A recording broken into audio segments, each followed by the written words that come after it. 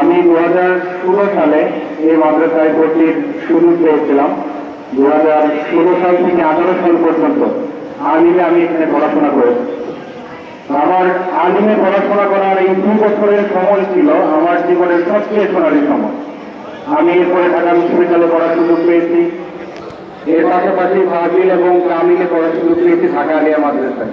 কিন্তু যখন এই সুন্নতি মাদ্রাসার নাম কি উচ্চারিত হয় তখন আমরা স্মৃতিকাতর হয়ে যাই। কারণ এখানকার প্রত্যেকটি ঘাসের মধ্যে, প্রত্যেকটি বালির মধ্যে আমাদের স্মৃতি জড়িয়ে রয়েছে। যদি আমাকে বলেন এই মাদ্রাসার সবচেয়ে সুন্দর কয়েকটি দিকের কথা বলতে, তাহলে আমি প্রথমেই যেটি স্মরণ করব এখানকার শ্রদ্ধেয় শিক্ষকদের, সম্মানিত উস্তাদদের আন্তরিকতাপূর্ণ পাঠদান। আমরা আগেও পড়াশোনা করেছি, সুন্নতি মাদ্রাসায় আসার পরে নতুন করে শিখেছিলাম কিভাবে পড়াশোনা করতে হয়। আমরা প্রথমবারের মতো দেখেছিলাম শিক্ষকরা ঠিক কতটুকু আন্তরিক হতে পারে। আমরা বইয়ে পড়েছিলাম আদর্শ শিক্ষকের গুণাবলী, কিন্তু সুন্নতি মাদ্রাসায় এসে সরাসরি উপলব্ধি করেছিলাম, দেখেছিলাম যে একজন আদর্শ শিক্ষক কেমন, একজন আদর্শ শিক্ষকের গুণাবলী কেমন, তিনি দেখতে কেমন, শিক্ষার্থীদের প্রতি তার আচরণ কেমন। আল্লাহর কাছে আমি আজকের এই দিনের জন্য শুকরিয়া আদায় করছি। হয়তো আমি সুন্নতি মাদ্রাসায় না আসলে ঢাকা বিশ্ববিদ্যালয়ে যাওয়ার সুযোগ হতো না। হয়তো আমি সুন্নতি মাদ্রাসায় না আসলে আমার পড়াশোনা করার সুযোগ হতো না। আপনারা অনেকেই জানেন লাঠি করার পরে এক প্রকার সিদ্ধান্ত নিয়ে ফেলেছিলাম আমার পড়াশোনা করবো না। কারণ পড়াশোনার যে মজা, যে মিশ্রতা রয়েছে সেটা আমি কখনো অনুভব করিনি। কিন্তু এখানকার উত্তরগণ আমাদেরকে নতুন ভাবে ভাবতে বাধ্য করেছে যে কেন পড়াশোনা করা দরকার। আমি সেজন্য আজকে জানতে যে সকল উস্তাদরা বসে আছেন, যাদেরকে আমরা হারিয়ে ফেলেছি, যে সকল উস্তাদ আজকে মঞ্চে নাই, রিটায়ার্ড হয়ে গেছেন, সবার জন্য আল্লাহর কাছে দোয়া করছি আল্লাহ যেন সবাইকে কবুল করে। আমাদের ছোট ছোট যে ভালো আমলগুলো রয়েছে সেই আমলগুলো রচনায় যেন আমাদের উস্তাদদেরকে আল্লাহ তাআলা হায়াত দান করেন এবং যারা ইন্তেকাল করেছেন তাদেরকে জান্নাতের সর্বোচ্চ মর্যাদা দান করেন। এই উপস্থিতি ঢাকা বিশ্ববিদ্যালয়ে কাজ করতে গিয়ে প্রতিনিয়ত আমরা অনুভব করি যে বুনিয়াদী দ্বীনি এবং এখলাস আমরা সুন্নতি মাদ্রাসা থেকে অর্জন করেছি সেটি কতটা মূল্যবান। আমরা যখন যে জাহিলি পরিবেশে ছিলাম তখন এখানকার এলেমগুলো, এখানকার হুজুরদের সুবিধাগুলো আমাদেরকে সবসময় হেদায়েতের জন্য অধিক থাকতে সহযোগিতা করেছে।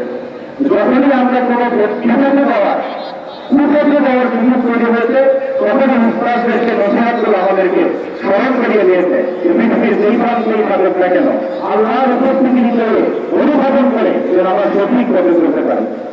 আমরা ঢাকা বিশ্ববিদ্যালয়ে পড়াকালীন 5টি বছর সবসময় উস্তাদের নসিহতগুলো মনে রেখেছি। এখানকার মাটি থেকে আমরা যে রুহানিয়ত পেয়েছি সে রুহানিয়ত আমাদের জীবনকে রোশন করেছে। তো আমাদের আজকের এই চমৎকার সালানা জলসায় কথা বলার সুযোগ দেওয়ার জন্য উস্তাদের কাছে আমি আন্তরিক ধন্যবাদ জানাচ্ছি।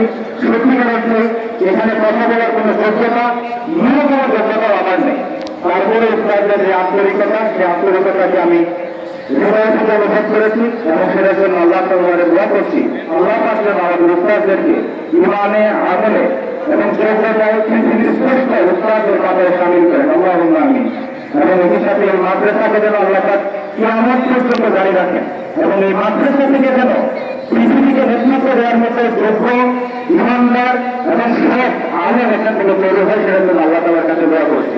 সার্বিকভাবে আমরা এখানে আসি মূলত কথা বলার জন্য, এখানে আসি মূলত আমাদের রুহানিয়তকে নতুনভাবে পিউরিফাই করার জন্য, উস্তাদদের সান্নিধ্যে আমাদের নসিহতগুলোকে পুনর্বার স্মরণ করার জন্য।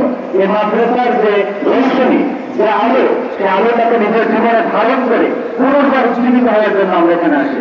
আলহামদুলিল্লাহ আমি আজকে এসে উস্তাদদের সাথে মিশে তাদের পূর্বতে আমার রুহানিয়ত পুনর্বার জাগ্রত হয়েছে এবং এই রুহানিয়তকে কাজে লাগিয়ে পৃথিবীর যে প্রান্তেই থাকি না কেন দ্বীনের জন্য, ইসলামের জন্য, কোরআনের জন্য, সুন্নাহর জন্য আল্লাহ যেন আমাদেরকে অবদান রাখার তৌফিক দান করেন, আমাদেরকে যেন হেদায়েতের পথে অটুট থাকার তৌফিক দান করেন এবং এই মাদ্রাসার সার্বিক উন্নয়নে, মাদ্রাসার শিক্ষার্থীদের, উস্তাদদের সার্বিক প্রয়োজনে আমাদের ক্ষুদ্র মেধা, যোগ্যতা এবং সক্ষমতা নিয়ে আল্লাহ আমাদের পাশে থাকার তৌফিক দান করে ওয়া আলাইনা ইল্লাল বালাগ।